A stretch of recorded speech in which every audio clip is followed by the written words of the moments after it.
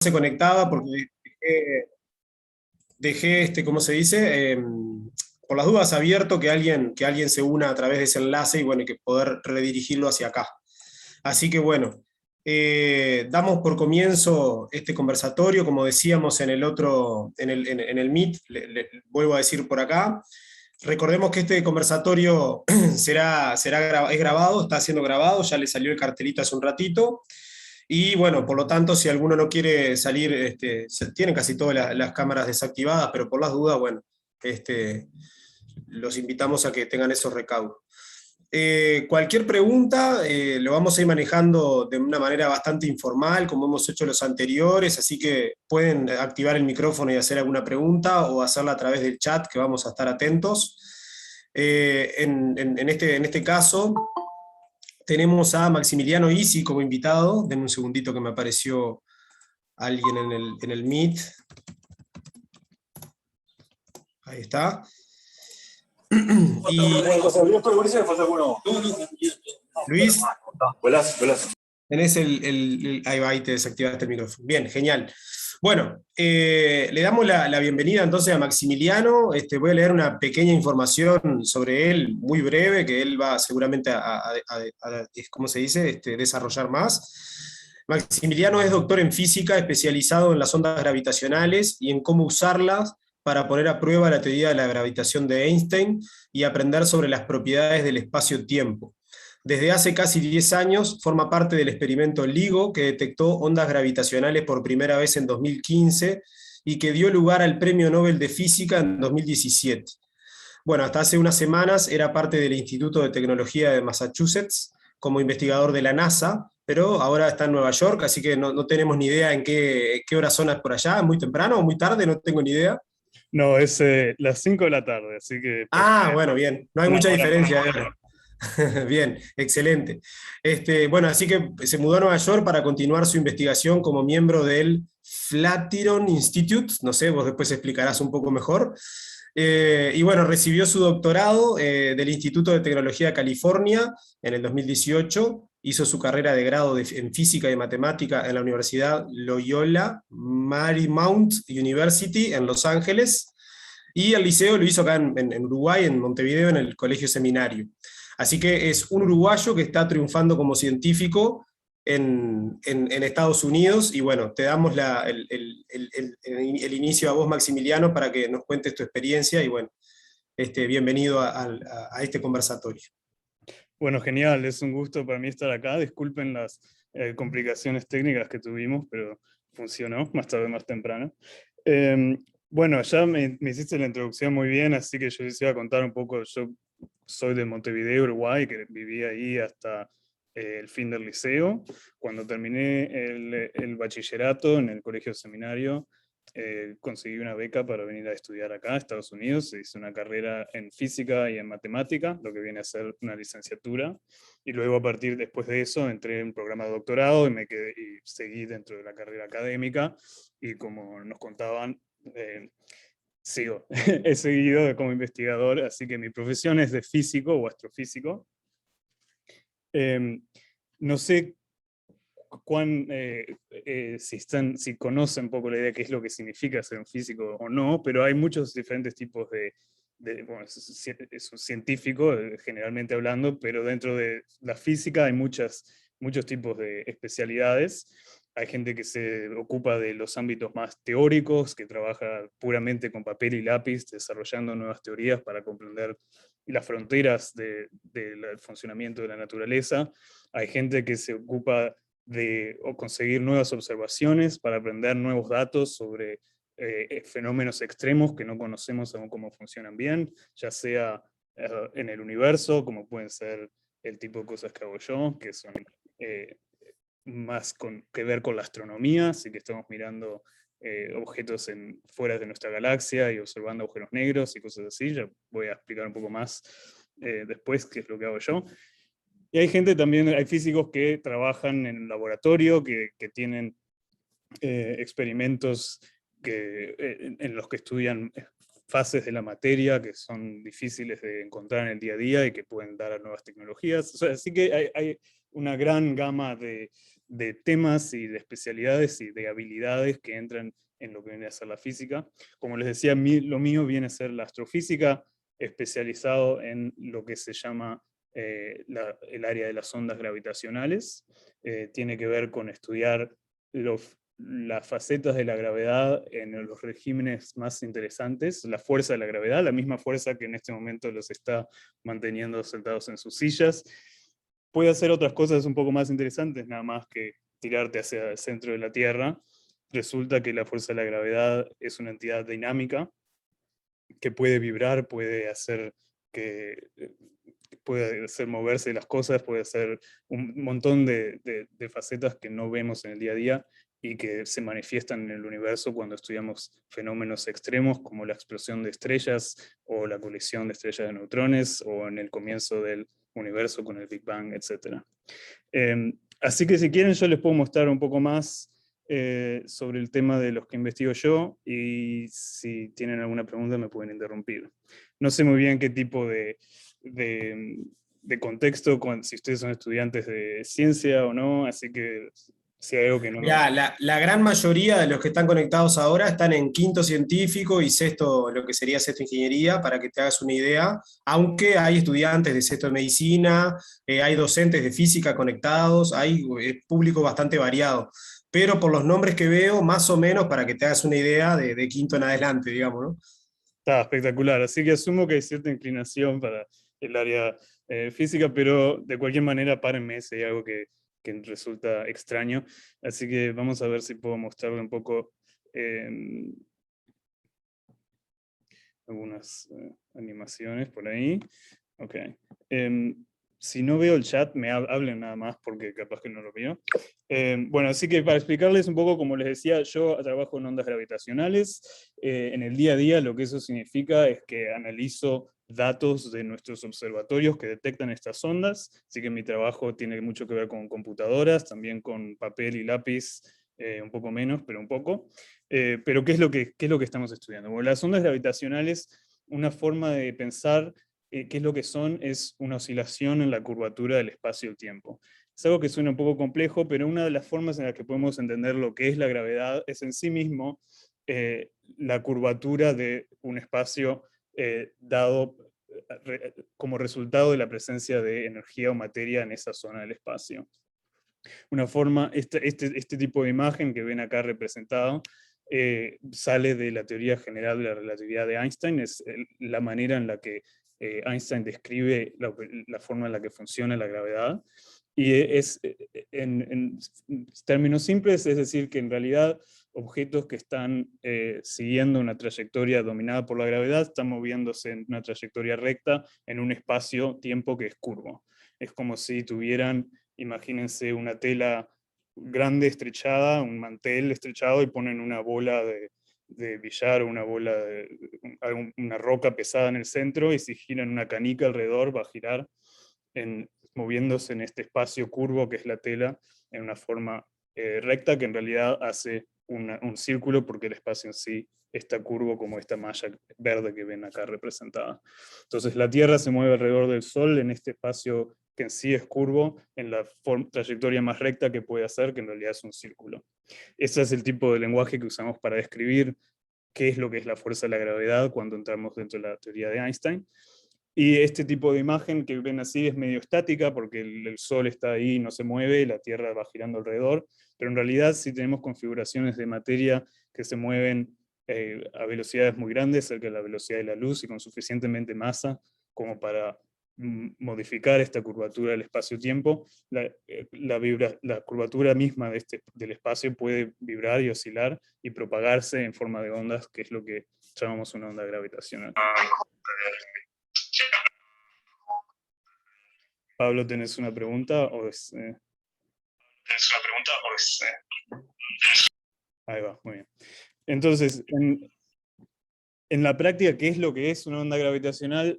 Bueno, tiene un efecto muy concreto físicamente, que es a medida que va pasando, imagínense que viene una onda gravitacional hacia mí, en esta dirección, o en esta dirección, en cierto momento me va a estirar de forma vertical y me va a encoger estrechar de forma horizontal. y el siguiente momento va a ser lo opuesto, va a pasarme de hacerme flaco y alto a hacerme gordo y bajo, y va estrechando y estirando a medida que pasa. Literalmente está cambiando las distancias entre los objetos. Y este es un efecto que podemos medir con unos aparatos extremadamente sensibles, y eso es lo que nuestro experimento hace. Si se imaginan poner una serie de círculos de anillos en el espacio, a medida que pasa una onda gravitacional en la dirección de esos anillos, los va a deformar de esta manera que ven en esta animación. Entonces, este tipo de ondas en realidad se produce cada vez que hay una configuración de materia acelerada de cierta manera. Renzo, Renzo. Entonces, una pregunta natural que surge cuando explicamos este tipo de cosas es, si cualquier configuración de materia acelerada, si yo agito mi puño, está haciendo vibrar el espacio-tiempo de cierta manera, tendría que estar generando esas ondas gravitacionales. Sin embargo, cuando ustedes miran alrededor de su entorno, no ven las cosas vibrar y este estrujamiento y este tipo de efecto que estoy describiendo. La razón por la que no lo ven es que está ahí, en realidad, ese efecto está pasando todo el tiempo, todo el espacio alrededor suyo está vibrando de cierta manera, pero lo hace en una magnitud extremadamente pequeña, de órdenes que están cambiando las distancias a una fracción del diámetro del núcleo de un átomo. Para eso, para detectar este tipo de ondas, necesitamos tecnología extremadamente avanzada que pueda detectar este tipo de perturbaciones en las distancias tan diminutas. Y eso es lo que hace el laboratorio que trabajo yo hace muchos años. Se llama en inglés el Laser Interferometer Gravitational Wave Observatory, LIGO. En español es el Observatorio de Ondas Gravitacionales por Interferometría Láser. ¿Okay? Son unos dos experimentos. El LIGO en sí mismo son dos experimentos. Uno está ubicado en una de las esquinas de Estados Unidos y el otro en la otra esquina. Los ven aquí, LIGO Hanford y LIGO Livingston. Hanford y Livingston son los nombres de los pueblos en donde están ubicados estos aparatos. Y hay también uno parecido en Italia que se llama Virgo, y ahora está en construcción uno en India y uno en Japón que ya está casi operando. Así que es como una red de observatorios alrededor del mundo que está operando y está detectando estas ondas a medida que pasa por la Tierra. Eso significa que es una colaboración muy grande de muchos científicos, o sea que yo soy parte de esta colaboración de casi 1000 científicos alrededor del mundo que analizan los datos de estos observatorios, tratando de aprender información sobre las fuentes que producen estas ondas. Okay. ¿Cómo funciona? Bueno, está en el nombre, es detección de ondas gravitacionales por interferometría láser. Capaz que en sus clases de física en algún momento vieron lo que es un interferómetro, es un dispositivo como el que estoy mostrando yo ahora. Básicamente agarrás un láser, lo mandás en una dirección hasta un espejo que refleja la mitad de la luz y la otra mitad la deja pasar, así que divide el haz de luz en dos. Al final de esos caminos hay dos espejos que vuelven la luz hacia donde comenzó, y podés arreglar esta configuración tal que si la distancia entre el primer espejo y el segundo espejo, la distancia en estos dos brazos es exactamente la misma, no sale ninguna luz, las ondas se cancelan de la luz y no se detecta no se detecta láser en este lado, en este fotodiodo, que es lo que está mostrando el video en este momento. Sin embargo, si pasa una onda gravitacional, que recuerden cambian las distancias con este patrón, estruja de un lado, ensancha del otro, lo que hace es cambiar estas distancias de estos dos brazos, que están calibrados para ser exactamente la misma, pero cuando pasa la onda gravitacional rompe ese perfecto alineamiento y se escapa cierta luz de este dispositivo, y eso permite detectar estas ondas con extremada precisión. Obviamente que los aparatos reales son muchísimo más complicados que este tipo de diagrama que les estoy mostrando, pero el funcionamiento es básicamente ese. Acá están viendo un video de uno de estos experimentos. En realidad, cada uno de estos brazos que yo les mostraba que viaja el láser de un lado y del otro, tienen 4 kilómetros de largo y viajan dentro de estos túneles que están mantenidos completamente al vacío, y dentro de estos túneles, además de estar al vacío, hay todo un sistema de estación porque este experimento es tan sensible que cualquier vibración que no sea una onda gravitacional le hace ruido, entonces hay que aislarlo lo más posible del ambiente. Eso implica aislarlo del suelo, aislarlo de cualquier otra cosa que pueda generar interferencia, digamos. Y hay dos, como les decía, el otro es igual, pero está ubicado en vez del desierto en los pantanos de Luisiana, y acá ven fotos de ese otro instrumento, pero funcionan exactamente igual. De cierta manera operan estos instrumentos como micrófonos, que a medida que cuando pasa una onda gravitacional por la Tierra, ambos de estos instrumentos van a detectar la magnitud y qué tipo de frecuencia tienen, y los graban, entre comillas, como si fuera un sonido, y podemos analizar y tratar de describir qué es lo que lo produjo.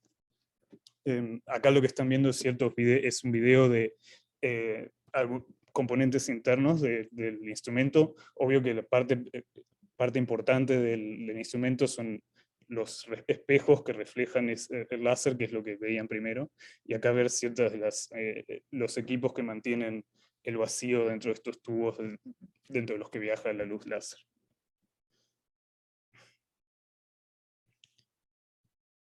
Ok, entonces eso es como, eso hasta ahora les vengo diciendo qué es lo que es una onda gravitacional. Bueno, abstractamente les conté que las ondas gravitacionales son oscilaciones en la curvatura del espacio-tiempo. Concretamente son cambios en las distancias entre los objetos que podemos medir en laboratorio con estos instrumentos extremadamente sensibles que les describí. Pero ¿qué tipo de fuente está generando estas ondas? Bueno, en general, porque, bueno, como les decía, en general cualquier configuración de materia acelerada va a generar ciertas ondas gravitacionales, pero van a ser demasiado pequeñas como para que se puedan detectar. Los únicos objetos o fenómenos que generan ondas gravitacionales suficientemente potentes como para que las podamos detectar directamente son fenómenos cataclísmicos que ocurren en el universo a millones de años luz de distancia, por suerte, de donde estamos nosotros. Son fenómenos extremadamente violentos. La primera detección de ondas gravitacionales que hicimos en 2015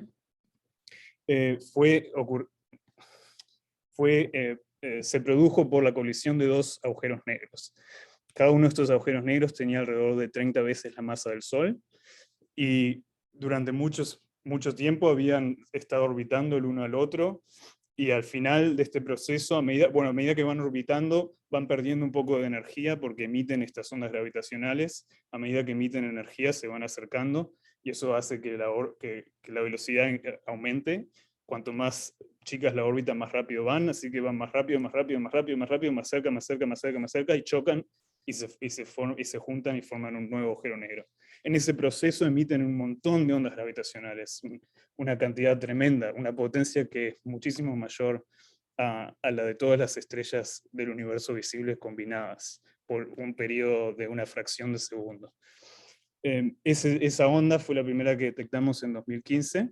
Acá pueden ver representados nuestros datos. Como yo les contaba, los instrumentos operan como si fueran micrófonos, así que podemos grabar, entre comillas, o traducir la señal que nosotros detectamos y traducirla en un sonido, que se da por casualidad que el tipo de frecuencia de las señales que nosotros detectamos es medio parecido a la frecuencia del oído humano. Eso quiere decir que podemos poner la señal y conectarlo a un parlante y podemos escuchar un sonido. ¿Okay? Entonces ahora lo que les voy a mostrar, si tenemos suerte y escuchan lo que voy a poner, que capaz que no, bueno, primero van a ver una representación de la señal en dos dimensiones. En el eje X lo que ven es tiempo, o sea, a medida que va pasando el tiempo, que es como si, imagínense si fuera una onda de música, pueden grabarla como una función de tiempo, y en el eje vertical es la frecuencia de esta señal, o sea, cuán agudo, cuán grave el sonido es, entre comillas. Y si capaz que pueden escuchar el sonido, que es la representación sonora de la señal.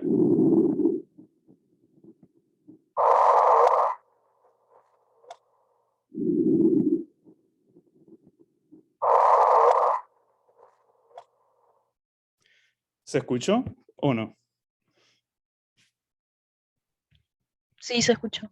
Bien, entonces lo que deben haber escuchado es dos versiones. La primera versión es un poco más grave, era más tipo "Wup", y la otra más, se oía más claramente, más agudo. "Wup".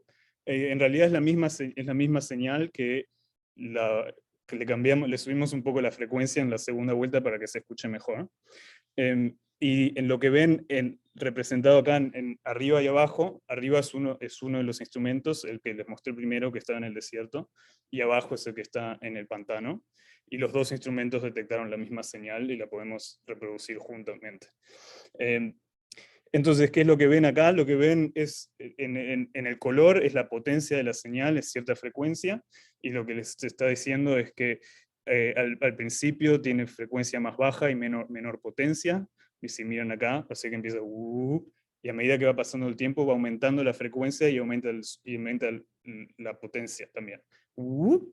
Y ese patrón característico está relacionado exactamente a la evolución de la órbita de estos agujeros negros, que a medida que se iban acercando iban yendo cada vez más rápido y emitiendo más y más ondas. Eso hace que la frecuencia aumente y que también la potencia aumente hasta que se juntan y forman un agujero negro final. Bueno, acá ven otra representación de esto que les acabo de decir. No nos cansamos de mostrar este tipo este tipo de videos y este tipo de información sobre la primera detección, porque para darles un poco en contexto, las ondas gravitacionales las predijo Einstein por primera vez en 1916. Y en ese momento no se creía que, nadie nunca se imaginó que hubiera sido posible detectarlos en ningún momento. Era algo de interés académico, que se podía probar dadas las ecuaciones que podían existir estas ondas, pero no era algo que se considerara posible detectar en vida real. Y sin embargo, en 2015, casi exactamente 100 años después, y mucho esfuerzo por cientos de personas, fue posible detectar estas ondas. Y abrir, al detectar estas ondas, toda una nueva etapa para la astronomía. Porque al detectar estas ondas nos permite no solo aprender sobre la física de la gravitación misma, sino también aprender sobre los agujeros negros, cuán comunes son, cómo se forman, por qué, cómo están distribuidos, etc. Y podemos empezar a hacer todo un nuevo campo de astronomía sin usar la luz por primera vez. Aparte de esta primera detección de los dos agujeros negros, otra importante fue en 2017, que fue la detección de ondas gravitacionales de la colisión, esta vez de dos estrellas de neutrones en vez de dos agujeros negros. Las estrellas de neutrones son estrellas extremadamente compactas, que son casi son el estado final de la muerte de una estrella, que no tiene masa suficiente como para colapsar en un agujero negro, así que queda en este estado medio zombie, que tiene el tamaño, digamos, de una ciudad, poner el tamaño de Montevideo, pero tiene la masa del Sol en ese tamaño, o sea, que es extremadamente compacta, y tienen unas propiedades, la materia en esas estrellas tienen propiedades extremas que no se pueden estudiar aquí en la Tierra. Y el proceso fue medio parecido, orbitaron estas dos estrellas de neutrones, colisionaron y chocaron y generaron un montón de ondas gravitacionales, pero también al ser materia generaron luz, y eso significó que se vieron estas ondas con un montón de observatorios en el espacio y también acá en la Tierra que apuntaron hacia donde nosotros vimos que venía esta señal y vieron el flash de luz correspondiente a la colisión. Y eso permite aprender un montón de cosas, como les decía, sobre la materia en estas condiciones extremas, pero también sobre la astrofísica de estas estrellas de neutrones y cómo están relacionadas a los agujeros negros, etc. Bueno, esto fue un resumen más o menos de mi campo, que es el campo de las ondas gravitacionales. Estas son las detecciones más famosas, digamos, entre comillas, pero a esta altura ya hemos detectado como 50 pares de agujeros negros que chocan. En este momento los instrumentos no están observando en este momento porque están siendo mejorados para la siguiente ronda de observación, que van a ser todavía más potentes y van a poder ver ondas gravitacionales más lejos en el universo y poder ver más agujeros negros y más estrellas de neutrones para seguir aprendiendo sobre la astrofísica y la astrofísica de estos fenómenos. En el futuro va a haber, bueno, esperamos ver ondas de otro tipo de objetos, y va a haber hay opciones para mejores instrumentos que van a ser construidos en los próximos 10 años o 10 a 15 años. Así que si alguno de ustedes quiere seguir este campo de investigación, aún es muy joven y está creciendo extremadamente. Va a haber detectores que van a tener el tamaño de largo, 40 kilómetros de largo en vez de 4, o sea, 10 veces más grandes que los que tenemos ahora. Y va a haber también detectores en el espacio, entre ellos LISA, es una misión de la NASA y eh, de la Agencia Europea del Espacio, que está representada acá en el segundo panel, y van a ser 3 satélites que se van a enviar láseres en formación de triángulo, y de cada lado de ese triángulo va a tener 2.500 millones de kilómetros, así que va a ser una constelación de satélites para detectar estas ondas en el espacio que va a ser increíble cuando vuele en 2030. Así que bueno, tenemos planes para el crecimiento de este campo por muchos años por venir y seguramente vamos a descubrir un montón de cosas más. Bueno, como dijeron que había algún profesor por acá, todos los datos de nuestros instrumentos están disponibles en Internet, así que hay están disponibles para científicos que quieren hacer sus propios análisis, pero también hay cierto tipo de actividades que son buenas para estudiantes si a alguno les interesa. Lamentablemente creo que no hay mucho material en español, pero si les interesa y quieren saber más, me pueden avisar y yo les puedo guiar un poco sobre cómo usar nuestros datos para algún proyecto que estaría bueno. Bueno, eso es más o menos lo que hago yo. Mi día a día es el trabajar con los datos de estos instrumentos y el tratar específicamente lo que hago yo mucho es tratar de usar estas ondas para poner a prueba la teoría de la relatividad de Einstein. Lo que significa eso es, tenemos predicciones muy específicas que la teoría nos dice sobre las señales que nosotros debemos ver, entonces podemos comparar lo que la teoría predice a lo que vemos y ver si es así o no, o si podemos aprender algo nuevo sobre la mecánica de la gravitación. Ese es el tipo de problemas que a mí me interesan más, pero trabajo en otras cosas que tienen que ver también con agujeros negros y ese tipo de sistemas. Bueno, esa es mi introducción rápida. No sé si tienen alguna pregunta o no. Bueno, a ver, damos este espacio para las preguntas. Pueden hacerlas activando el micrófono o a través del chat. Yo, en particular, realmente, capaz que para vos, Maximiliano, que estás con eso en el día a día, yo estoy, digo, asombrado, o sea, me dejaste como en 15 minutos, 20, no sé cuánto duró, sin palabras totalmente, ¿no? O sea, asombrado totalmente, o sea, al nivel de la ciencia que ha avanzado tanto, ¿no? En tan poco tiempo, digamos, como decís vos, de hace 100 años, ahora, algo que se podía pensar inimaginable para el propio autor de la teoría, ¿no? Para Albert Einstein, estar en este momento viviendo lo que estás viviendo vos y ver a futuro encima, ¿no? Ser tan joven y ver que a futuro todo lo que queda por descubrir y por hacer y por investigar, realmente, después te lo vamos a volver a decir, pero de mi parte y de la parte de toda la organización, más que felicitaciones por tu trabajo y por tu trayectoria, que la verdad que es sin palabras, o sea, no sé ni qué decirte, te digo la verdad. Así que bueno. Bueno, muchas gracias. La verdad que sí, bueno, es un placer, obviamente. Pero es un mensaje también sobre la naturaleza de la ciencia, ¿no? Porque en realidad hay cosas así pasando todo el tiempo. Uno capaz que no se entera, pero hay revoluciones constantes sobre lo que entendíamos y lo que no sabíamos. Y este campo es un buen ejemplo porque 2015 recién empezó y hoy en día tenemos todo un cuerpo de observaciones y cosas que no existían ni eran imaginables. Y cada vez que aprendemos el instrumento descubrimos algo nuevo. Y no somos los únicos, hay otros tipos de observaciones también. Así que la ciencia no nos aburrimos, es muy gratificante. Sí, sí, tal cual. Bueno, después Pablo pone en el chat que, bueno, que como compartía mis palabras, digamos, y tenemos a Mateo que levantó la mano, no sé si querés participar activando el micrófono, Mateo. Dale, gracias. ¿Se me escucha? Sí. Sí, perfecto. Mi- Maximiliano, buenas tardes. Escuché una entrevista tuya en 2016 con En Perspectiva que hablabas de todo este tema. ¿Cuál ha sido el mayor progreso desde entonces?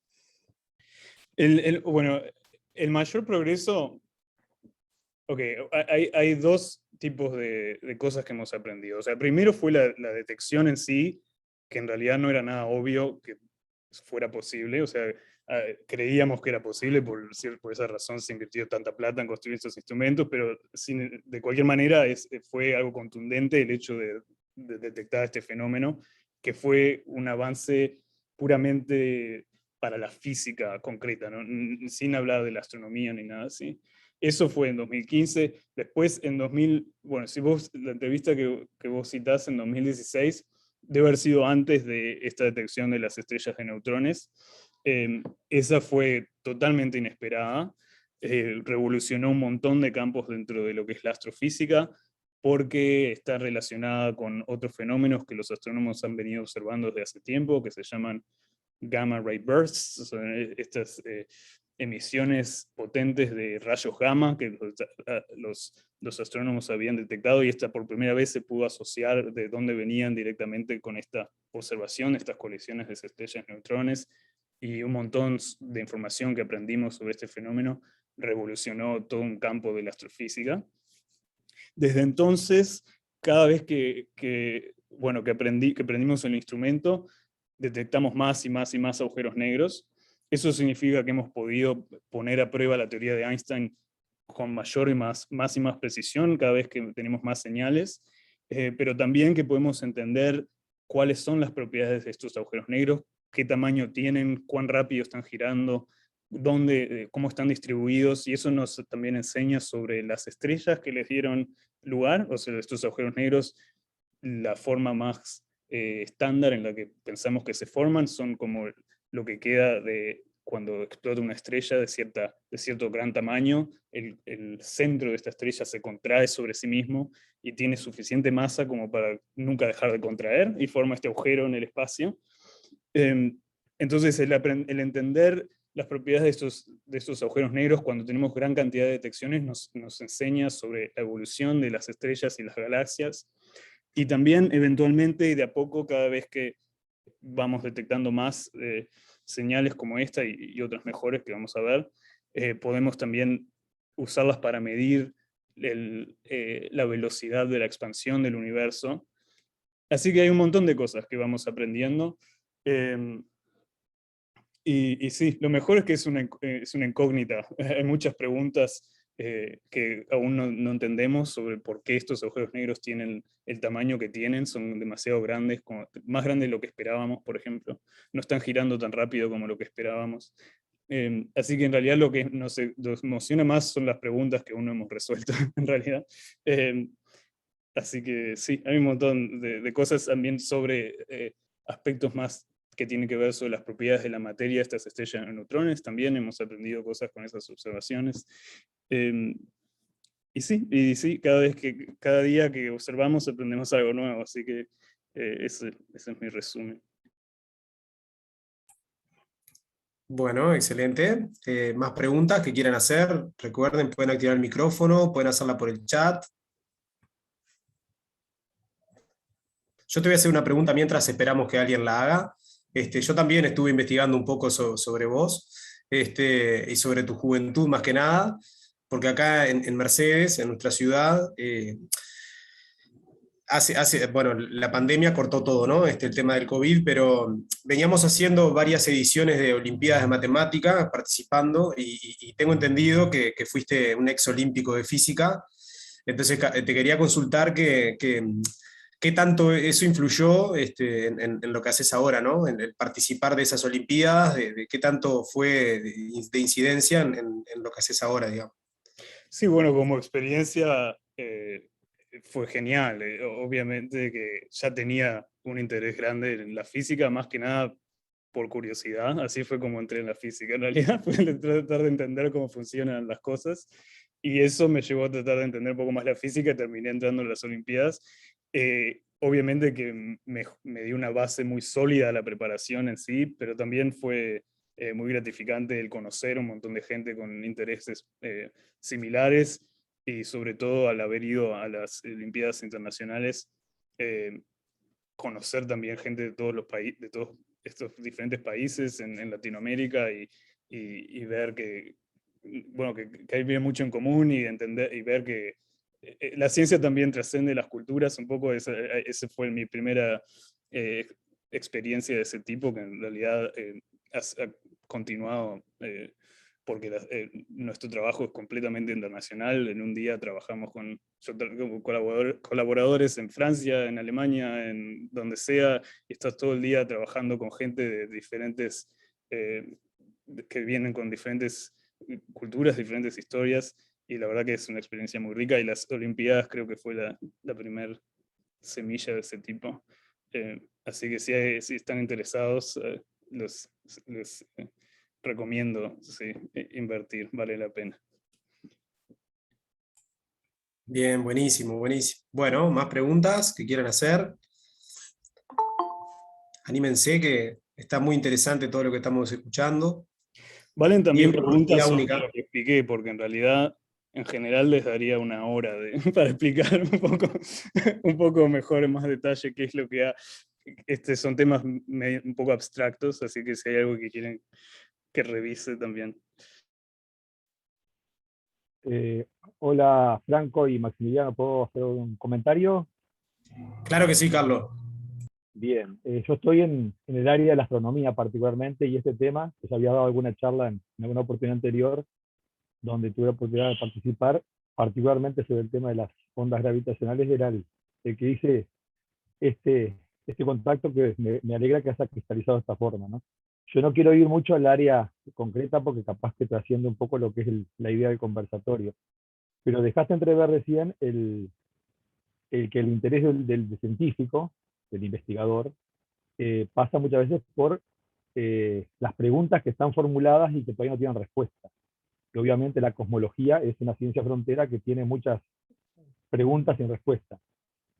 No sé si no te complica demasiado justamente hacer algún comentario sobre cuáles son algunas de esas preguntas que hoy por hoy ustedes tienen como yo que sé, como el elemento que de alguna forma está generando ese tema de la investigación, que a veces los sorprende porque no piensan encontrar lo que terminan detectando y otras veces termina siendo quizás respuesta a preguntas que están formulando. O sea, concretamente, ¿qué tipo de preguntas hoy por hoy a ustedes los inquieta más? Digamos? ¿Decís con respecto a la cosmología o en general? Empiezo con cosmología, así que...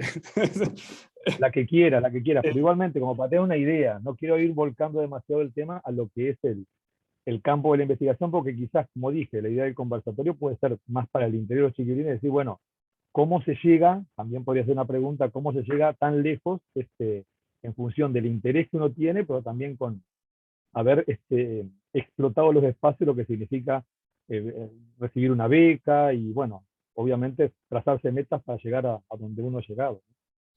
Bueno, sobre la pregunta un poco más científica, como mencionabas, la cosmología, hay hoy en día una tensión o hay una pregunta grande en el campo de la cosmología, que es exactamente cuál es la velocidad, entre comillas, cuál es eh, la magnitud de la expansión del universo. No es una velocidad, pero es un parámetro similar.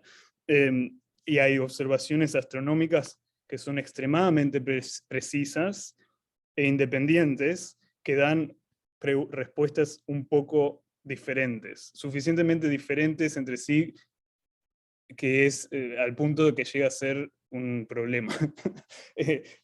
Uno dice que este número tiene que ser 70 y el otro 69 con algo, pero esa diferencia minúscula es suficiente, digo, no se puede explicar. Las observaciones son suficientemente precisas que no debería de haber este tipo de discrepancia. Entonces, las ondas gravitacionales prometen ser una tercera forma de medir este parámetro, que de vuelta es el parámetro que determina la expansión del universo. No sé si los chicos conocen esta idea, pero hace tiempo que sabemos que el universo se está expandiendo en todas las direcciones que miramos. Las galaxias parecen huir de nosotros con cierta velocidad, entre comillas, que en realidad es una ilusión, entre comillas, que se da por el efecto que en realidad todo el espacio en sí se está expandiendo. el tema es cuán rápido se está expandiendo y cuál es la historia de esta expansión, que tiene que ver con el Big Bang y tiene que ver con la cosmología en general. Entonces, las ondas gravitacionales nos dan una avenida para medir la magnitud de esta expansión de una manera totalmente independiente de todas estas otras observaciones. Así que en un futuro, cuando sean las mediciones más precisas, nos van a permitir saber o nos van a permitir iluminar este problema, esta tensión, que se llama esta tensión de cosmología. Y eso tiene muchas implicancias, porque según cuál sea la respuesta, puede ser o que nuestras teorías están incorrectas en el nivel de la descripción de la gravedad o de los campos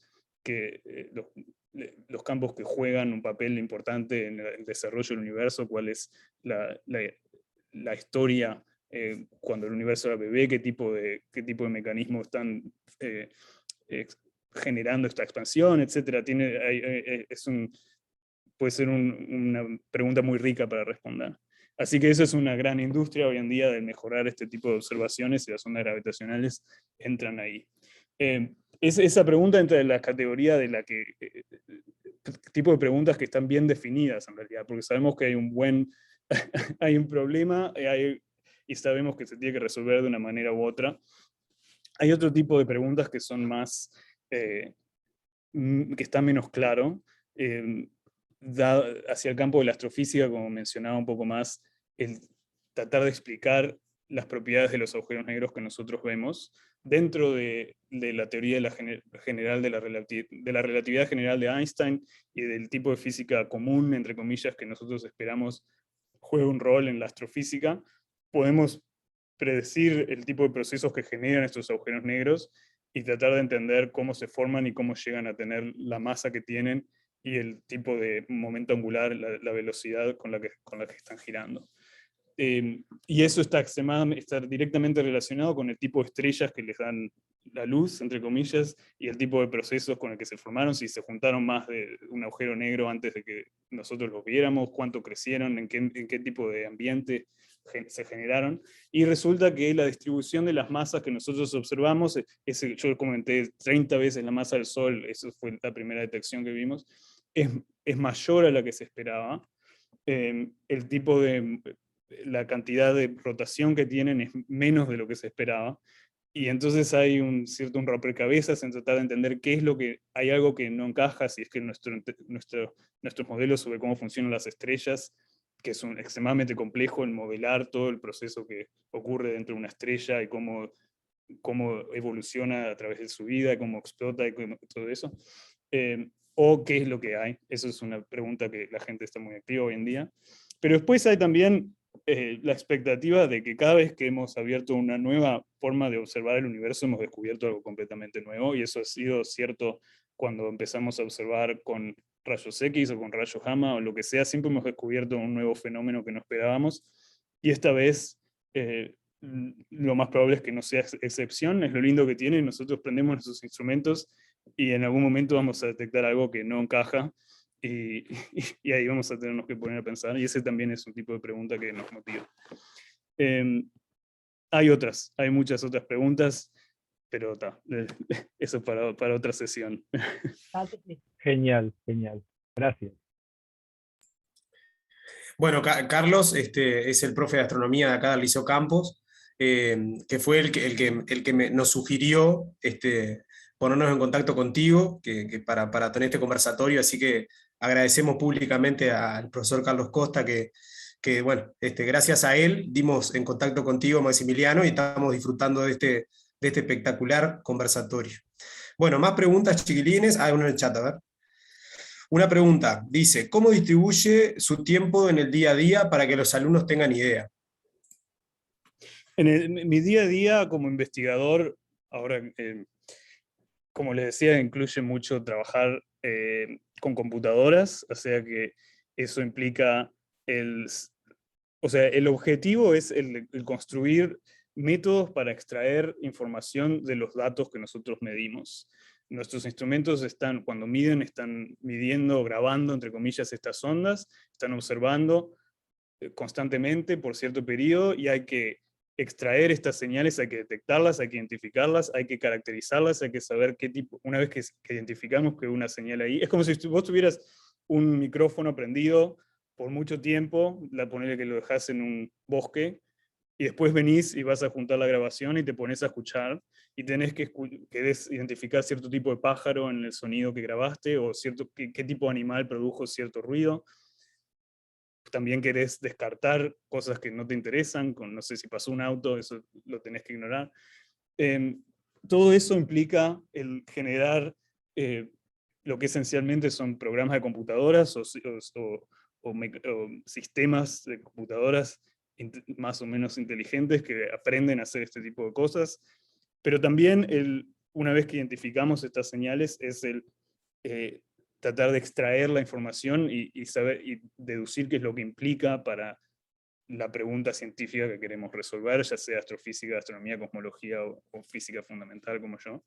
Y eso implica, para lo que hago yo, entonces volviendo a la pregunta, es mi día se reparte la mayor parte del tiempo en el crear este tipo de programa de computadora que analiza estos datos y que los extrae, y después el interpretarlo, una vez que los resultados ya están disponibles, el destilar qué es lo que implica, el escribir artículos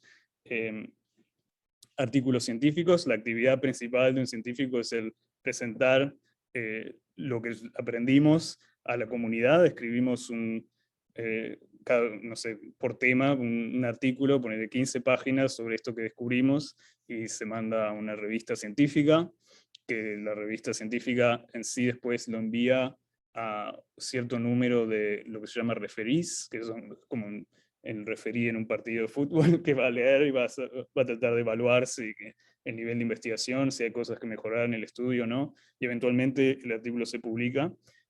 Y ese es el tipo de proceso en el que operamos nosotros, analizamos los datos, tratamos de extraer la información que queremos para la pregunta que queremos responder, o el pensar de forma creativa para tratar de hacer cosas nuevas con datos viejos, eso también funciona. Así que mi día a día es el trabajar con computadoras, escribir artículos y hablar hablar con gente que está en campos similares. Siempre la forma mejor de conseguir nuevas ideas es el intercambio con físicos más teóricos, con astrónomos, con gente que estudia, no sé, materia condensada, cualquier cosa. Entonces, cuando hablas con otra gente que tiene otras perspectivas y otros métodos y otros intereses, de ahí salen nuevas ideas y sigue el círculo.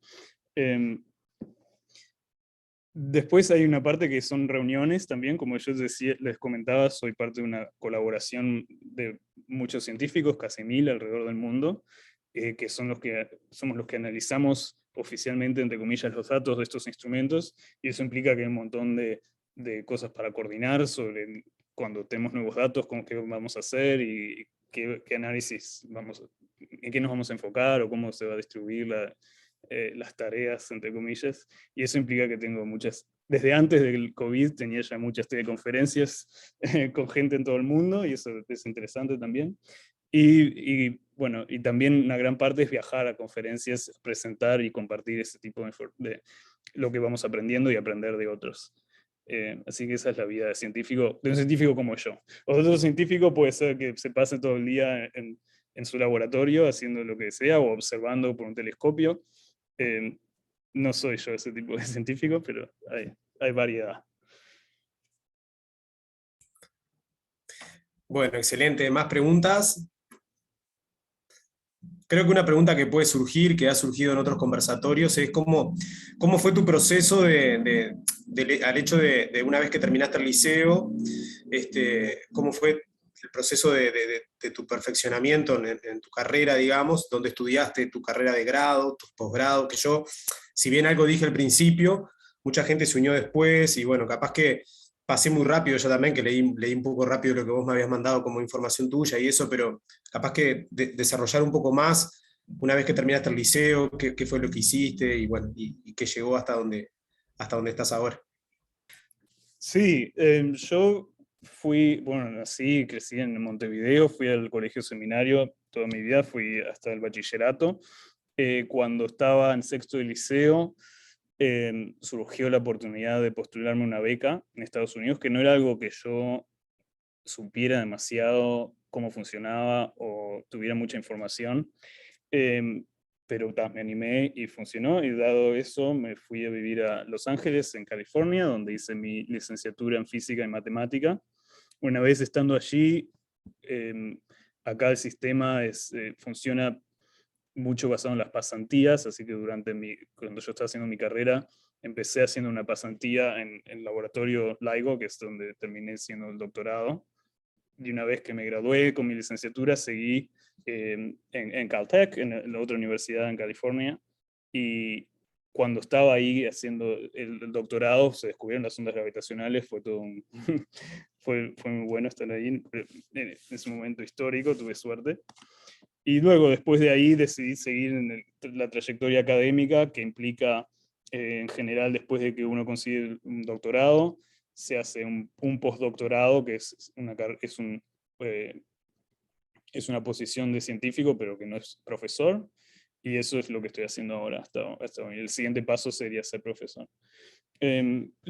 Si hay alguno de ustedes que les interesa cómo sería estudiar en Estados Unidos o no, hay ciencia en Latinoamérica, y hay mucha, muy buena ciencia en Uruguay también, así que no es la única, no hay por qué venirse a Estados Unidos, pero si es algo que les interesa, hoy en día hay muchísima más información de lo que había en mi época.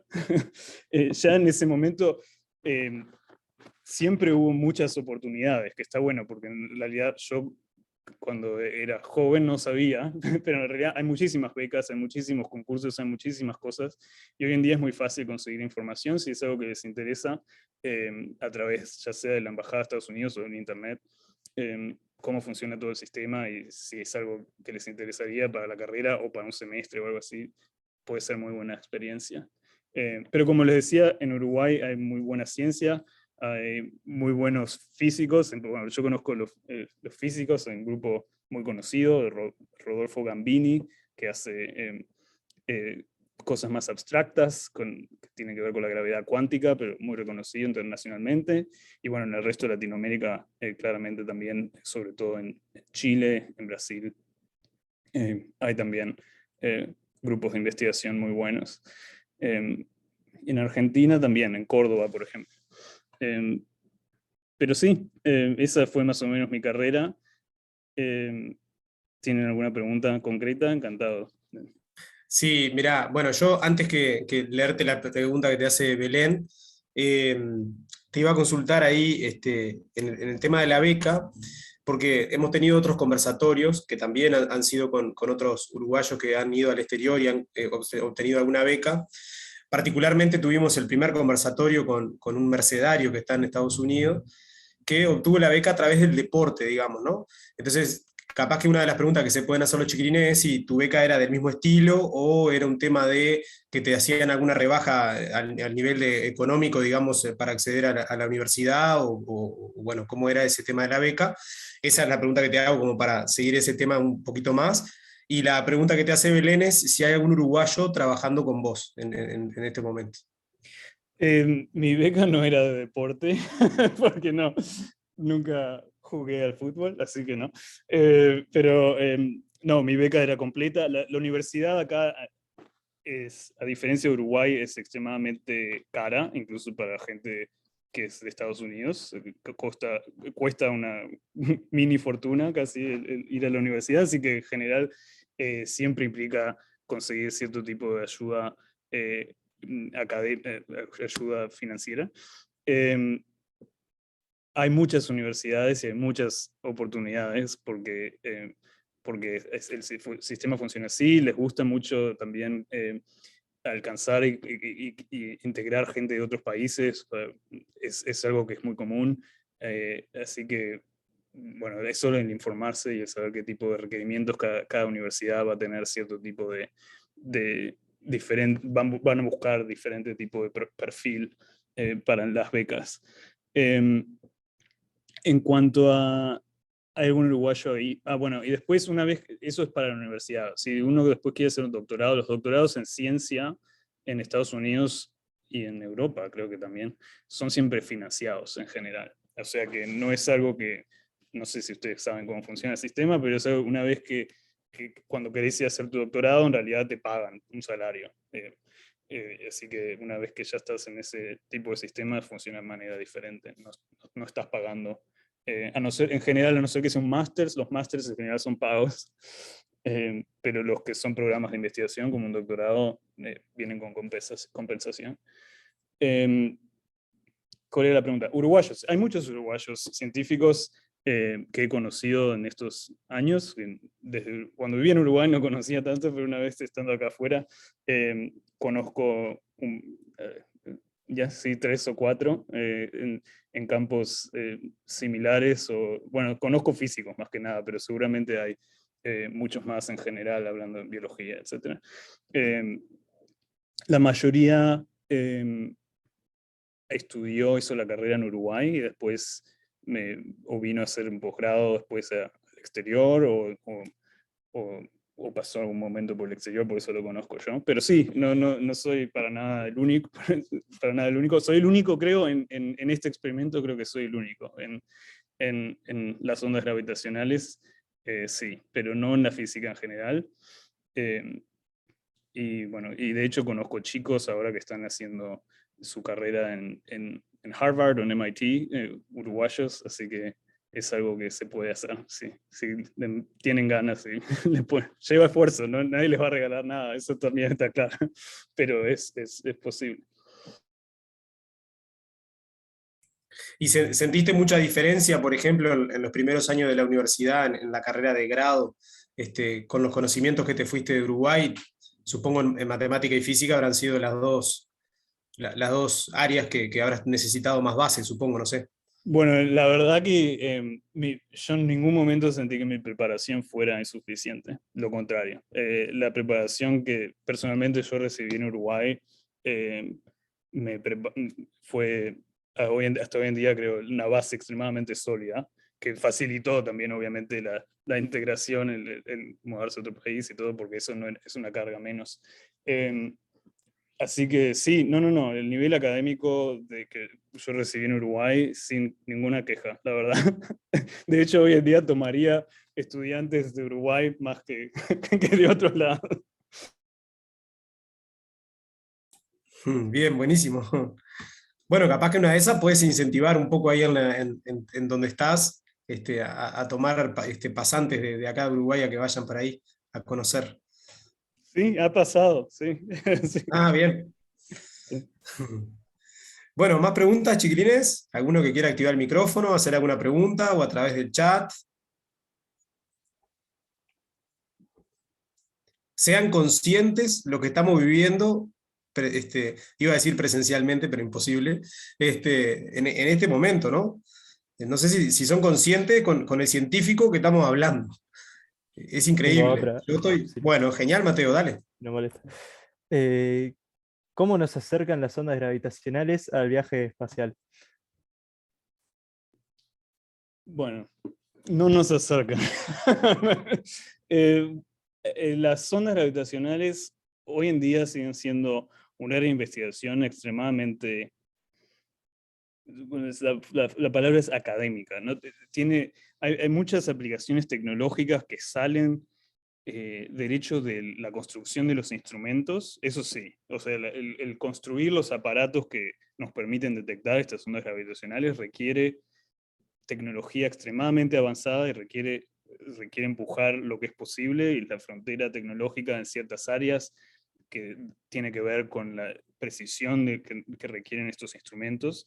El tipo de tecnología que entra varía desde la óptica de los láseres hasta hacer la construcción de estos espejos que son extremadamente lisos, son tan lisos que se los pule átomo por átomo para hacerlos perfectamente, que reflejen perfectamente como se necesita.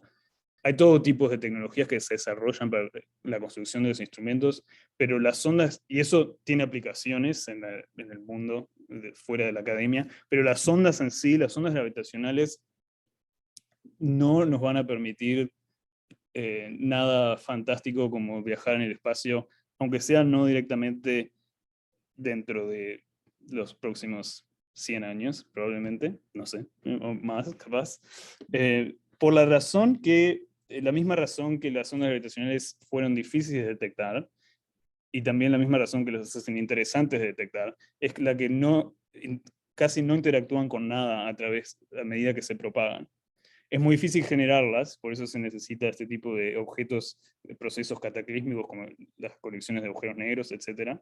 Una vez que se generan, se propagan fácilmente a través de casi cualquier material, cualquier cosa que te puedas poner por el camino, y por ende son difíciles de detectar, son difíciles de producir, son difíciles de usar. Así que en sí directamente las ondas no es algo que vayamos a poder traducir en una tecnología que nos permita avanzar de alguna manera concreta, aunque sea no dentro de un horizonte concebible que a mí se me pueda ocurrir qué es lo que puede hacer. Capaz que en 1000 años sí, no sé, nunca se sabe. Es cierto que cuando se descubrieron los fenómenos electromagnéticos, la electricidad, se les preguntabas a los físicos de esa época cuál es el uso, te van a decir también lo mismo, ninguno. Así que capaz que en algún día sí, pero no dentro de nuestras vidas probablemente. Lo que nos lleve a entender sobre la materia dentro de las estrellas de neutrones, lo que podemos aprender sobre las propiedades de la gravedad, tal vez eso sí nos lleve a avances tecnológicos en algún momento, pero no vamos a tener un cohete a base de ondas gravitacionales en ningún momento, me parece. Bueno, ¿alguna pregunta más?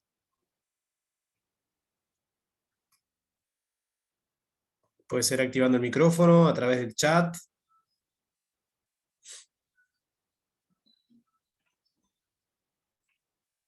Anímense, aprovechen este momento, que es único.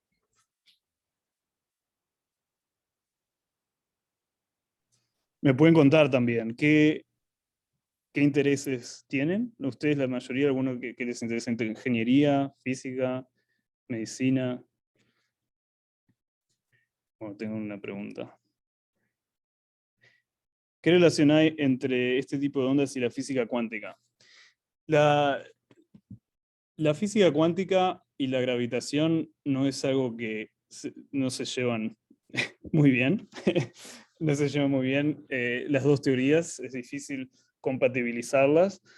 La teoría de la física cuántica, supongo que alguna deben haber escuchado, es lo que describe las interacciones de la materia a escalas extremadamente pequeñas. Bueno, describe toda la materia en realidad, pero las propiedades cuánticas propiamente dichas se manifiestan en una escala extremadamente pequeña.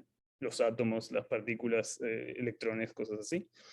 La gravedad describe cosas a otra escala, mucho más grande, y es un problema que existe desde hace 100 años, el tratar de describir la gravedad en un lenguaje cuántico. Las ondas gravitacionales tienen en principio una descripción cuántica. Hay una partícula que es la que es equivalente a la onda gravitacional, como la luz es, como el fotón es a la luz, el gravitón es a las ondas gravitacionales. En teoría, las ondas gravitacionales están hechas por un montón de estas partículas que se llaman gravitones, como la luz está hecha por un montón de fotones. Pero el tipo de energías, las propiedades de estas ondas significan que nuestros instrumentos interactúan a nivel extremadamente clásico con estas ondas.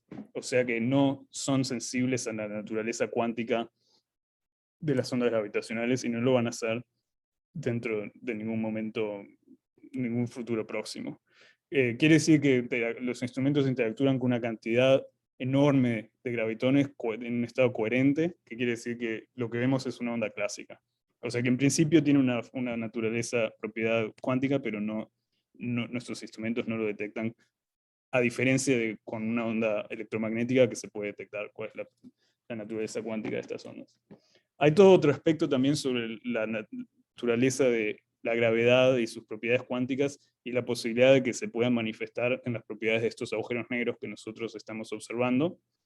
Y es concebible que efectos de ese tipo tengan un impacto en las señales que nosotros vemos. Y ese es el tipo de cosas que busco yo. Es el poner a prueba el tipo de las predicciones de la teoría clásica de la gravedad y ver si es posible ver alguna deviación de eso, ya sea porque es un efecto cuántico, aunque es poco probable, o hay algo más que no entendemos. Así que en teoría está muy conectado, en la práctica es muy difícil ver esa conexión. Sería extremadamente increíble el poder tener acceso directo a fenómenos de gravedad cuántica, sería genial. Capaz que fue un poco abstracta la respuesta, pero bueno. No, creo que estuvo, no sé, supongo que habrá respondido. Cualquier cosa se puede volver a repreguntar si quieren redirigir la pregunta, no hay problema. Yo tengo una pregunta más técnica. Yo soy profesor de matemática, por la duda, así que ya ¿cómo que se dice? Me excuso por el bolazo que puedo llegar a decir, ¿no? El mamarracho que puedo llegar a decir. Pero algo que siempre me llamó la atención en física, en ese tipo de áreas, es cómo hacen para medir con tanta exactitud, por ejemplo, como vos dijiste, en estas ondas que detectaron, no me acuerdo si fue en el 2015, las primeras que detectaron, ¿cómo hacen, si podés explicarlo de una manera que podamos entender, para saber de hace cuánto tiempo, o sea, como vos dijiste, no sé, creo que fue algo así como 1.300 millones de años luz que estaban esos dos agujeros negros que colisionaron, no sé qué, ahí está. ¿Cómo hacen a través de esa detección de ondas saber esa información, digamos? Entendí que interpretan esos datos, no sé qué, todo eso lo entiendo, pero ¿cómo pueden saber a partir de esa información con tanta precisión eso otro, ¿no? Es una buena pregunta. Nuestros instrumentos graban estas ondas que al final son unos datos que son más o menos como les mostré, y de ahí tenemos que reconstruir todo lo que ocurrió y que dio lugar a esta señal. Lo que nos habilita a decir con precisión todo este tipo de cosas que decimos, las masas de los agujeros negros, cuán rápido iban, qué velocidad tenían, cuánto rápido giraban, a qué distancia estaban, etcétera, etcétera, es que tenemos modelos extremadamente precisos sobre la dinámica de estos objetos y qué tipo de señal tienen que producir dadas las propiedades que tienen. Hay una área de investigación que se llama gravedad o relatividad numérica, que es el área de la física que se encarga de tratar de resolver, la teoría de Einstein son ecuaciones diferenciales que nos dicen exactamente cómo se curva el espacio-tiempo dada cierta concentración de materia en esa zona. Y entonces es un vaivén porque la materia le dice al espacio-tiempo cómo curvarse y el espacio-tiempo le dice a la materia cómo moverse. Entonces eso son un sistema extremadamente complejo de ecuaciones diferenciales que se puede poner en una computadora y tratar de resolver. Si le decís, si tengo dos agujeros negros, cada uno tiene este tamaño, el otro es un poco más grande y se mueven así, ¿qué es lo que pasa? Y hay simulaciones de supercomputadora que nos permiten modelar toda esta dinámica y las señales de ondas gravitacionales que se producen. El tener estos modelos extremadamente precisos, que hoy en día son de muy buena calidad y podemos usar para comparar con los datos que nosotros vemos, nos permite reconstruir qué es lo que ocurrió dada la señal que vimos. Y eso implica que una vez que vemos la frecuencia y el tipo de morfología que tiene la señal, podemos decir qué objeto fue que la produjo, y dada la amplitud, cuánta potencia tiene la señal, podemos decir cuán lejos está. Una vez que sabemos cuán lejos estuvo, sabemos cuánto tiempo le llevó llegar hasta nosotros y sabemos cuándo se produjo, con cierto margen de error, obviamente. Así más o menos es como funciona. Y ese es el tipo de actividad que hago yo, que se trata de extraer esta información y reconstruir qué es lo que ocurre.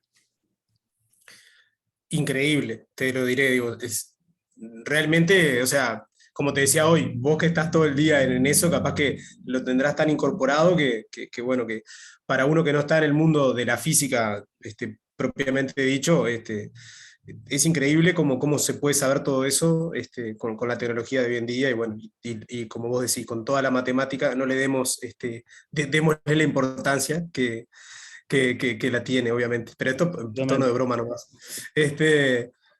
Bueno, hay varias preguntas que surgieron medias instantáneas. No sé si capaz que creo que vos las podés leer ahí. Digo para que capaz que quede más. Te dejo que las leas y las respondas. Entiendo que, bueno, la leo en voz alta, sí. Entiendo que entre un físico y un ingeniero hay diferencias, ¿sí? Sin embargo, el ingeniero podría trabajar en la misma área que un físico. Es decir, he leído artículos acerca de que si un físico trabaja haciendo ciertos cálculos, el ingeniero podría de igual manera. No sé, son diferentes cada uno tiene sus habilidades diferentes y hay obviamente que hay cierta coincidencia en el tipo de herramientas que aprendemos a usar.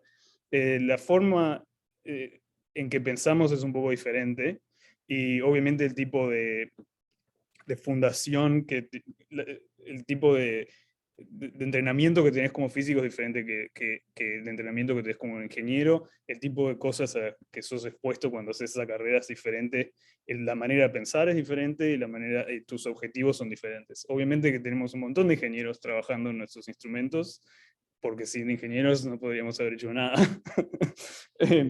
Pero no es exactamente lo mismo. Es fácil pasar, pero cuando operás como físico no estás operando como ingeniero. El ingeniero, bueno, querés resolver un problema y eso es lo importante, mientras que como físico querés entender cuál es la realidad, entre comillas, o hacer un modelo. Es cierto, requiere cierta manera diferente de pensar. Más allá de que tomás diferentes clases y que tenés diferentes conocimientos, obviamente. Un ingeniero en general no, en términos básicos, obviamente, la pregunta está hablando de los cálculos que puede hacer un ingeniero. No sé, la ciencia no es sobre hacer cálculos, nada más, o sea, tenemos calculadoras. Es sobre cómo identificamos los problemas y las preguntas que es importante resolver, y las diferentes perspectivas aportan diferentes ganancias. ¿Qué consejos le darías a un alumno inicial que quiera seguir estudios de investigador en física? Bueno, la verdad, yo te puedo dar consejos sobre cómo fue desde mi perspectiva, que es mi perspectiva, porque fue mi carrera, mi trayectoria, y no es la única forma. Como ya hablamos, yo me vine a Estados Unidos bastante temprano, con 18 años, no sé, la edad de bachillerato. Y sé cómo funciona muy bien el sistema acá en Estados Unidos. Por contrario, no sé muy bien cómo funciona el sistema en Uruguay. Conozco que hay muy buena gente en Uruguay haciendo investigación de primer nivel, pero en el día a día, la mecánica, cómo funciona, no les puedo dar mucho. Les puedo poner en contacto, ¿no? con amigos en Uruguay que les pueden contar cómo funciona la Facultad de Ciencias, por ejemplo, que es donde irías a estudiar, o también la Facultad de Ingeniería, también hay mucho intercambio entre ambas instituciones. Pero de ese tipo de cosas no les puedo dar consejos. Lo que sí les puedo decir es que hay ciertas cosas, ciertas herramientas que ya pueden, que si les interesa una carrera en física o ingeniería o lo que sea en realidad, cosas como aprender a programar una computadora. Hoy en día no hay casi ningún área de la ciencia, ya sea teórica o aplicada, que no implique el usar una computadora para enseñarle a pensar de cierta manera y resolver ciertos problemas. Y el estar cómodo haciendo eso es muy importante, y es algo que no sé hoy en día, pero en mi época en Uruguay casi no existía esa preparación en saber lo que es hacer un programa y cómo sentirse cómodo procesando datos o lo que sea, o hacer un modelo matemático, lo que sea. Hoy en día hay muchísimos recursos en Internet para aprender a programar. Python, por ejemplo, un lenguaje de programación muy fácil para empezar y muy potente que usamos todos los días. Ese tipo de cosas está bueno si tienen interés en las áreas científicas, ingeniería, lo que sea. Es algo que va a surgir y está bueno. Además de que está bueno saber y tener esa habilidad, y puede ser muy divertido, pueden hacer sus propios proyectos, etc. Es algo que recomiendo siempre a los estudiantes si les interesa empezar a aprender un poco a programar, es una buena inversión. Obviamente que si están pensando en una carrera científica, el inglés es fundamental. Más allá de que se queden en Uruguay o no, la comunidad científica opera en inglés, prácticamente. Así que obvio que eso también vale la pena invertir. Y bueno, mi otro consejo es el explorar y estar abierto y probar diferentes cosas y estar abierto a diferentes oportunidades, ir a hablar con profesores, hablar con, si están en la universidad, toquen la puerta, entérense de qué es lo que está haciendo la gente, qué tipo de trayectoria ellos tuvieron. Hay una gran gama de posibles trayectorias y hay muchos recursos afuera y muchas veces solo preguntar. Así que está bueno tener curiosidad y enterarse. Ok, la siguiente pregunta, ¿qué es lo que tiene en la pizarra? La verdad que no sé, porque esta no es mi oficina. Tenemos unas ecuaciones de ecuaciones de Maxwell, son los campos electromagnéticos, y esto debe ser algo de estrellas de neutrones, no sé. No es mi oficina, estoy en un salón de conferencias, así que esto lo dejó la persona que estuvo antes, así que no sé exactamente lo que es. Mucha gente aquí hace simulaciones de plasmas, que son ese estado de la materia extremadamente ionizado, y los campos magnéticos juegan un rol re importante, y es muy difícil simular en una computadora cómo se da la dinámica de un plasma, que puede ser entre una estrella o en una galaxia, y cómo evoluciona. Así que creo que eso tiene algo que ver, pero no sé. Del otro lado tengo agujeros negros, así que algún amigo mío estuvo por acá. ¿Conoces algunos canales de YouTube que puedan seguir los estudiantes que estén interesados en profundizar estos conceptos? Esto es Franco. Esa no es la primera vez que me preguntan, y yo creo que ya estoy viejo, porque nunca sé qué recomendar. Sí, bueno, muchas universidades, si están cómodos en inglés, hoy en día es increíble la cantidad de cursos y no es tipo un youtuber, pero tienen literalmente acceso a las clases en MIT, en Caltech. Las mejores universidades del mundo ponen sus cursos en internet, o sea, todo grabado, todo. También tienen las guías de los problemas, los deberes, todo está ahí. Si tienen interés, la verdad que es un recurso incalculable, que hoy en día pueden acceder a la mejor educación que cualquier persona que está acá puede acceder. Y es solo buscar.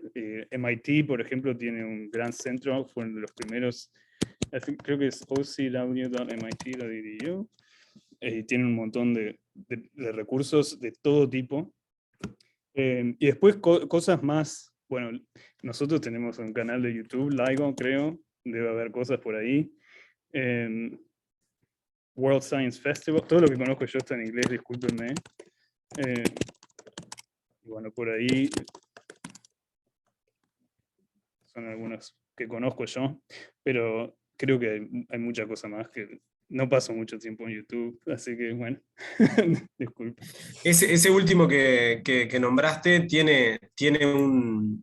creo que tiene como dos canales, uno que está en inglés y otro que le hacen la traducción, el doblaje en español, creo que es en español neutro, no me acuerdo. Porque justo ahora que vi la palabra escrita lo sigo y está muy interesante, sí. Genial, sí, sé que hay mucho material en español también, pero no, si me entero algo les paso.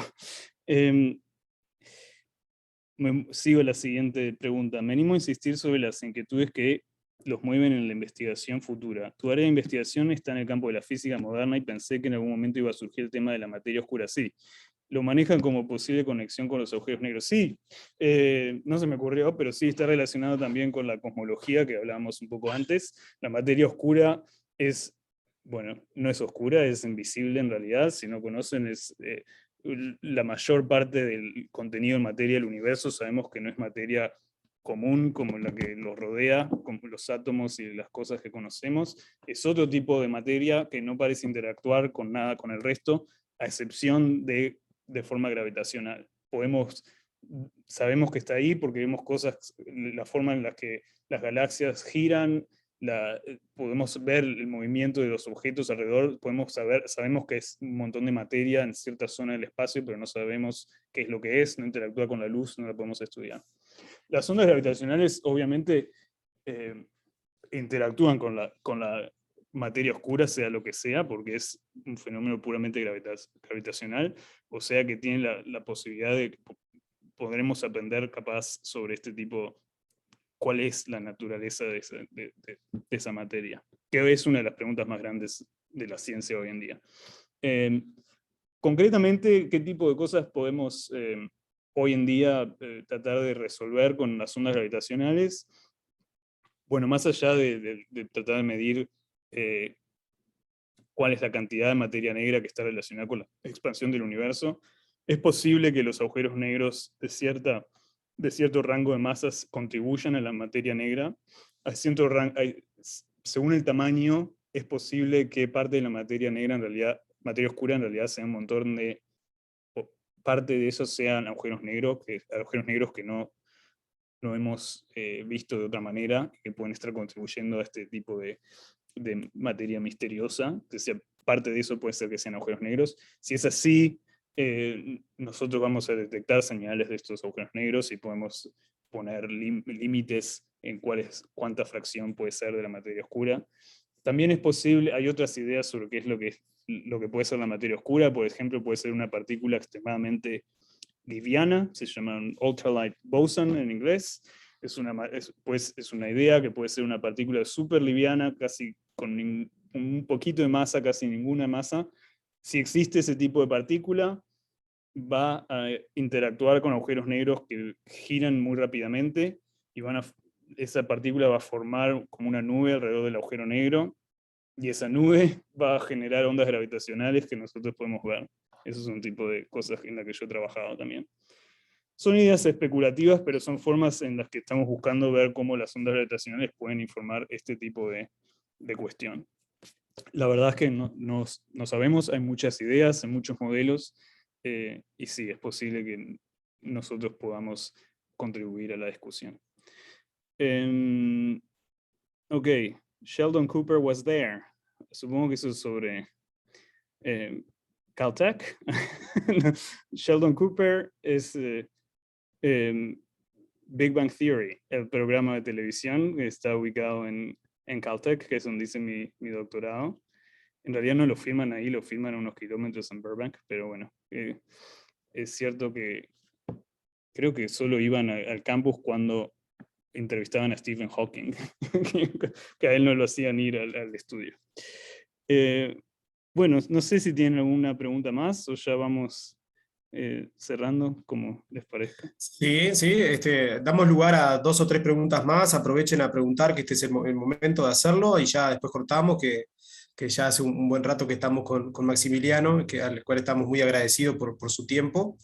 Ya que lo nombraste a Stephen Hawking, capaz que lo llegaste a conocer, por ejemplo, ¿no? No lo conocí, él dejó de ir a Caltech justo el año después que empecé, que yo llegué, por problemas de salud, más que nada, porque ya estaba viajar era muy complicado. Él murió un poco después de nuestra detección, bueno, ¿cuándo fue? El año pasado. ¿Fue hace un año o 2? No sé, ya pierdo hace un par de años o un año. Lo interesante, capaz que una anécdota interesante, es que hay un teorema de Stephen Hawking que es sobre lo que pasa cuando dos agujeros negros colisionan y forman uno nuevo. Y hay un teorema que se llama el teorema de las áreas, que dice que el área, la superficie del nuevo agujero negro, no puede ser menor a la suma de las áreas de los dos agujeros negros originales.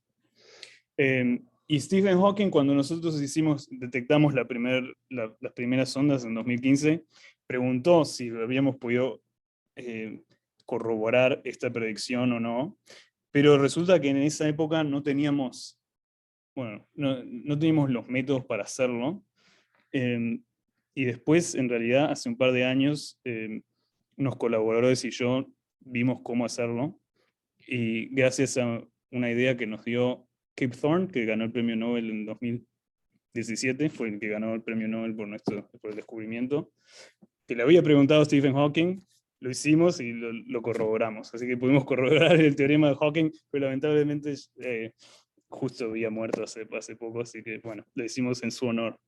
Pero sí, siempre hay una anécdota con Hawking. Interesante, ¿no? A veces pensar de verlo en la serie, o de verlo, digo, en la película que se hizo en base a su vida, lo que sea, la teoría del todo, creo que era así el nombre,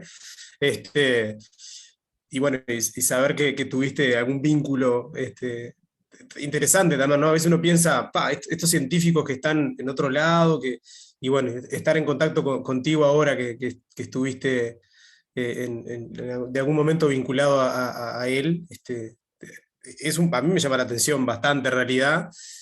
Me choca, ¿no? Digo, estar hablando contigo, que estuvo a su vez en contacto con otra gente como él. Este, Me yo salpica la estoy, celebridad, a mí no.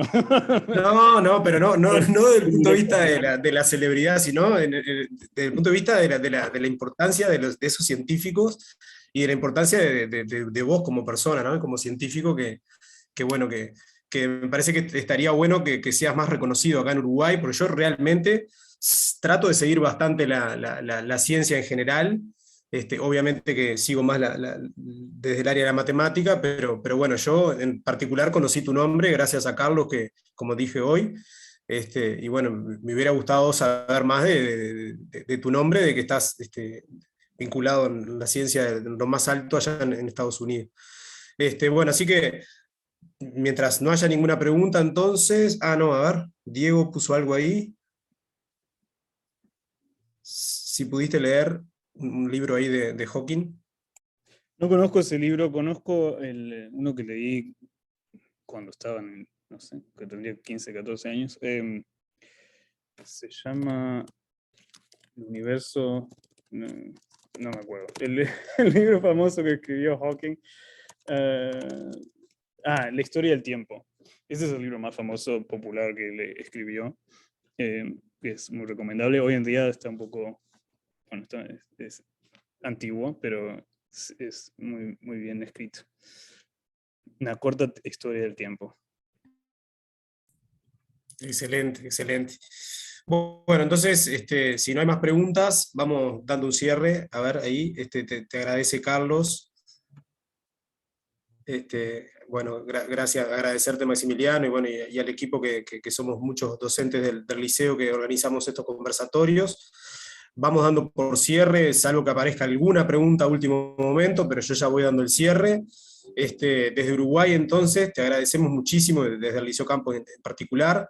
Agradecemos también a todos los que se conectaron, que estuvieron enganchados en este conversatorio. Recordamos que está siendo grabado y será subido al Facebook y YouTube del Liceo Campos, para que alguno que lo agarró capaz empezado lo pueda ver el principio, sobre todo la presentación que hiciste, que estuvo muy interesante. Yo la voy a volver a ver porque estaba tratando de aceptar gente, pasándole el enlace en el Meet mientras estaba como en dos cosas a la vez. Así que bueno, después lo voy a retomar a esa presentación porque me interesó bastante, porque hasta ahora lo que me pasó, que capaz que alguno que está conectado también, yo estuve mirando algunos videos, alguna entrevista que te hicieron como en perspectiva y alguna entrevista más en alguna prensa, pero como que no había podido visualizar con imágenes y con algún video todo lo que estuviste contando, y la verdad que estuvo muy, muy interesante. Así que bueno, voy a volver a retomar esa presentación que estuvo muy buena. Después Pablo agradece esta fabulosa visión. Ahí va. Bueno, bien, Pablo, muchas gracias también por conectarte. Gracias a todos, gracias Maximiliano por tu tiempo, que sabemos que es muy valioso y que tuviste este rato para contarle a los chiquilines y tratar de motivar un poco el estudio por la ciencia y en particular la física. Y bueno, yo creo que si tuviera que resumir, no sé si la palabra es la correcta, después voy a buscar bien la palabra en el diccionario para ser más preciso, pero yo estoy anonadado literalmente por todo tu trabajo, por todo lo que has hecho, y me siento como muy sorprendido y muy ¿cómo es que se dice? Bueno, siento como un poco de admiración, digamos, en el sentido y observar que sos muy joven y todo lo que queda por venir, ¿no? En tu carrera como científico, así que bueno, el mejor de los éxitos. Vamos por un premio Nobel uruguayo en algún momento, así que sea tuyo, en algún momento. Así que bueno, ojalá que sí. Y bueno, desde el liceo, más que agradecidos, y en parte de los chiquilines, que casi todos son alumnos míos, no se animan a preguntar muchas veces, pero estoy seguro que les encantó esta conferencia, este conversatorio. Martín pone por ahí, bueno, ahí hay un enlace, así que quien quiera después acceder, después lo pueden leer. Excelente ahí en 2016, una Olimpiada, buenísimo. Y bueno, agradecerte Maximiliano entonces, y bueno, que tengas muchos éxitos en lo que viene. Otro Nobel, no te prometo, pero muchas gracias. Un placer. Hasta la próxima. Bueno, chau, chau, que pasen bien y gracias, chiquilines.